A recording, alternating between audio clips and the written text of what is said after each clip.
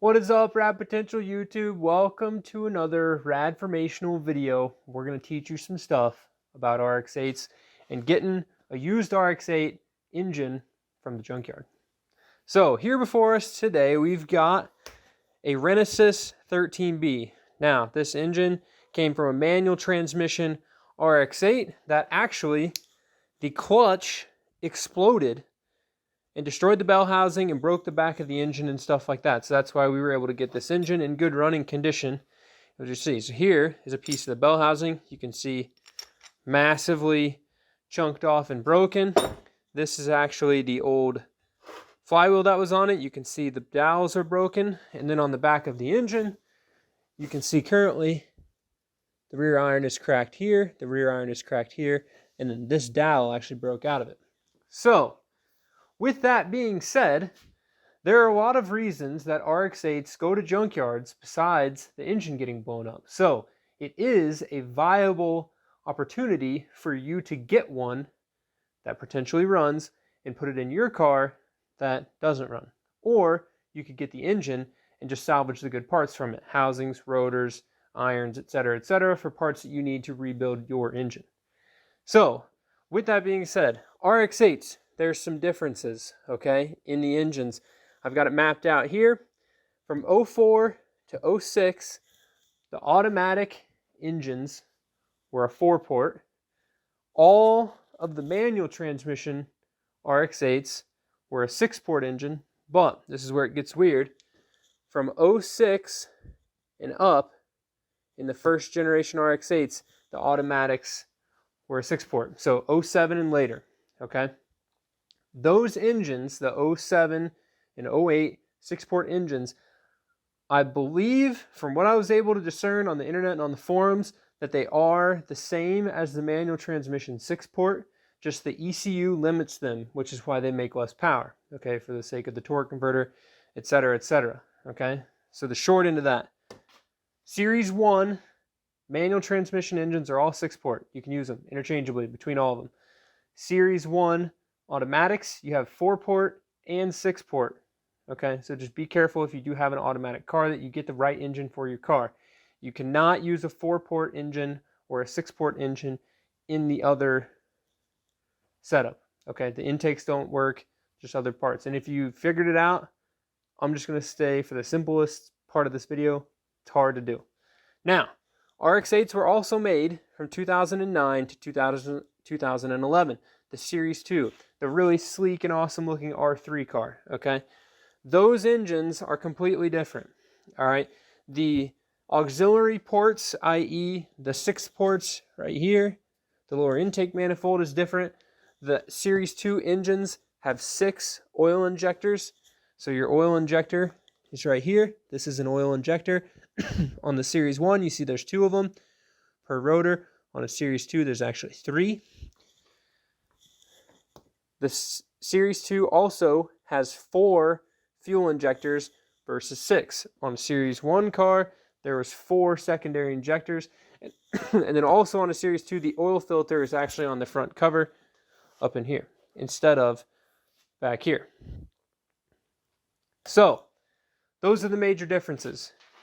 Now, what should you look for in a junkyard engine? Now that you've found one in the junkyard, it fits your car. What are the things you should look for? First things first, you should see if it has discernible compression, okay? And what I mean by discernible compression, let me grab my 19mm right here, which is the size of the socket for the front hub bolt, the eccentric shaft hub bolt, right here, 19mm. You're going to take that and you're going to put it on the front of that engine, okay? If the engine's in the car, I would suggest pulling a spark plug. If you have it out of the car, you'll be able to just hear it from the intake and exhaust. When you crank this over, you want to hear each one of these little spits.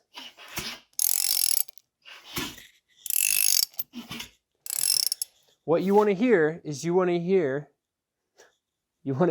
3 equal sounding whooshes, okay, come from each rotor, okay? If you do that and you get one that doesn't sound as good as the rest, you probably have one face or two faces inside that engine that are low on compression. Broken apex seal, something like that. Unfortunately, on RX8s, it's very hard to see inside the housing, okay? They're all side port exhaust, side port intake, so you can't just see the rotor. The other thing I would say too, and this is on the older engines, that have the center exhaust, is when the rotor, okay, comes past the exhaust port like this, the apex seal, you can see those, okay? So you can do a visible, somewhat of a visible inspection of the inside of the engine. Okay, the next thing you want to look for is, much like this engine, obvious defects in the engine itself.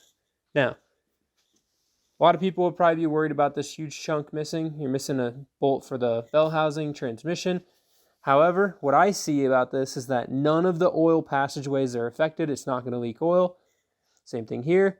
Might have a little bit of an issue getting the oil pan to seal, but nothing some extra silicone won't handle, and we'll just leave this bolt out, right?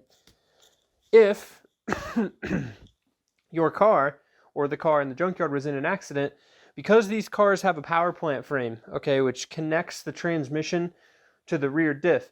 I've seen cars that get hit in the rear, cars that get rolled, cars that get crashed pretty solidly, like hit something pretty good. Actually push the engine, break engine mounts, and break stuff off of these engines. So you need to be careful as well. Junkyard engine, the car's there for a reason. Could be as simple as a transmission or a fuel pump or whatever, but if it's been hit pretty hard, the engines can actually get broken. The next bit that I would look for, and this is just if you're not super mechanically inclined, or you are, is try to find ways to discern if the car was overheated. So if the engine is sitting on a shelf in the junkyard's building or whatever, obviously it's going to be hard to see if that car was overheated. The ways you can tell, look at the radiator, look at around where the radiator cap is. You can see if coolant's sprayed out. Look at all of the stuff, under the intake manifold. If it's super crispy, crazy brittle, like you can just tell it's been super hot, maybe not taken well care of, that's a sign of it having been ran super hot. That's not healthy for the insides of the engines. And the reason that you're worried about if the car's been overheated or not is it's really easy to cook the coolant seals, which are actually the seals that go around the rotor housings and build that coolant jacket that goes around here. And I have seen, again, earlier RX-7s, these, when they do get super hot, you can cook one of those coolant seals, which actually it looks just like this little coolant seal right here. And it'll actually make those super brittle, and then the car drinks cool. It's like having a blown head gasket. And that engine, albeit will have good compression, will probably need to be, well, actually I say probably, it will need to be pulled apart, fixed, put back together.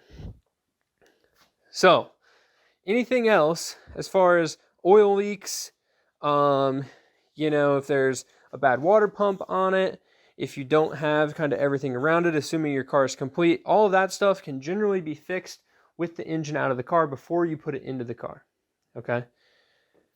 Now, the one thing I did want to go over, my RX8 has a leaky front cover, okay? The front cover, or I say a leaky front, yeah, two things. Let me turn this. Okay, so one thing I do want to mention is that my RX8 has a leaky front cover and also has a leaky oil pan. In order to replace the front cover gasket, you have to take the oil pan off, and in order to get the front cover off, you have to get this front hub off, okay? The rear main seal is super easy to get to. When you pull the clutch off, if you have an automatic, you're going to take your counterweight off. Once you get all that off, you can see the rear main, super easy. Pop the seal out, put a new one in, put the flywheel back on, easy peasy. Now, this one right here, I would highly, 100% recommend that you do not remove this front hub bolt unless your engine is sitting vertically like this. Reason being, underneath all of that front hub and on the E-shaft, this is a 12A E-shaft, on the E-shaft here, you have a stack of bushings, bearings, gears, everything that drives your oil pump, the front counterweight, this whole stack of stuff, okay? It is important that none of this falls in between each other in the wrong spacing, okay? So by holding the engine up like this, when you take this pulley off, which is what holds all of that stack tight, okay, it won't fall apart inside the engine, and you can put this on without taking the front cover back off. That is very key if you are going to do the front main seal, that you get the engine stacked up like this. There are people that have done it with the engine in the car, and if you push the clutch in, that pushes the E-shaft forward, which then locks it in place so it shouldn't fall out. But I've never done it that way. I would say if you have the engine out of the car already, go ahead and stack it up like this, get it on the engine stand, and fix it. And you could honestly just sit it on the clutch on the ground and do the same thing, but I just wouldn't want to risk that coming apart. If it does come apart, what actually happens is just like this piece that's right here, the Torrington bearing, which is what sets your in-play, or I guess maintains the in-play friction of it, will get caught under the end-play spacer, and you'll crush that when you tighten it back down, and then your engine will burn up really fast, and it'll be not happy. So the other thing that I would say as well, if you are at this point and you are chasing oil leaks and you're looking at this engine, check the bottom of the oil pan for any noticeable metal sediment. If you're going to have the engine completely out of the car, you can remove the rear stationary gear, which I will flip this over for you really quick. So you can take your engine, and on the back of it, this will show you where the rear main seal is. So on the back of the engine, you can actually take these 6 bolts, the inner ones, the short ones, the 12 mils, and take this gear out, okay? Don't rotate the engine at all once you get the stationary gear out. This is what it looks like right here, okay? This stationary gear is what indexes the rotors together. Once you pop that out, makes it easy to change the rear main seal. You can see there in orange. But you will be able to look at the bearing inside the engine, okay? And albeit the rear stationary gear is the last place to get oil, okay, on the E-shaft. So it's going to pump all the way through that, go up through your oil filter, pump all the way through the engine, come out right here, through the oil filter, down right here, hit the pressure regulator, which maintains pressure in your engine, and get dumped back into the pan.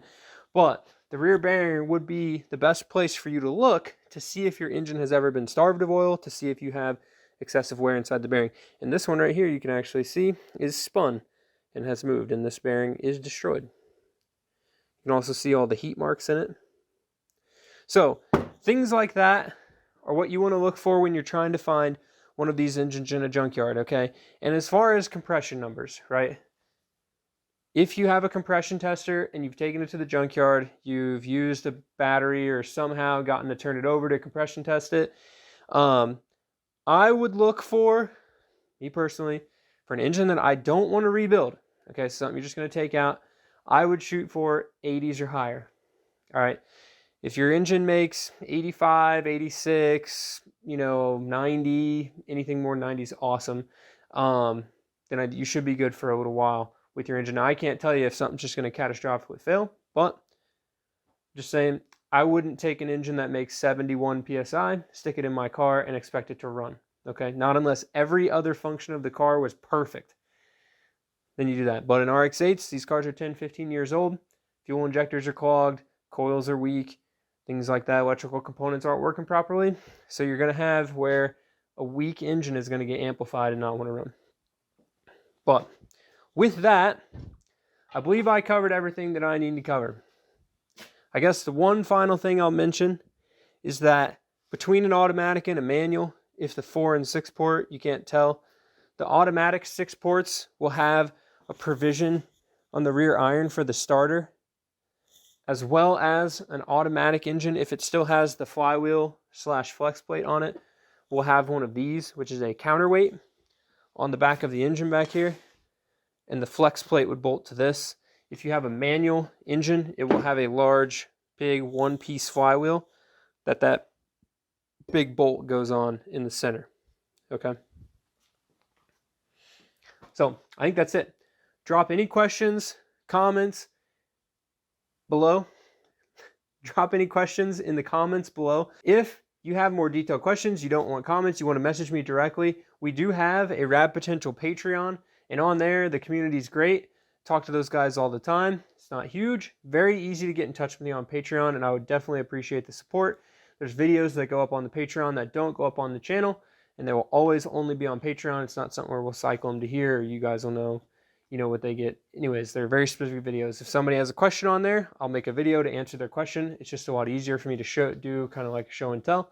If you are interested in following along with the RX8 build, I do have a 04 Nordic Green RX8. That's a track car, and this engine's going in that car. So that's going to happen soon. If you want to learn how to put the engine in your car, tips and tricks, things like that, feel free to subscribe. Would love to have you guys hanging around, learning about rotary cars, learning about all sorts of stuff. So thank you guys very much for watching the video. We'll see you in the next one. Keep it rad. We got to go find the dog. She's been outside. Rally car's under cover, but we've been working on it. Hey! Come here.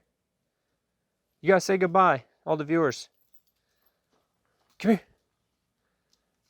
Can you sit? Sit. Good girl. Ground's cold. I'm surprised she sat down. Peace, guys.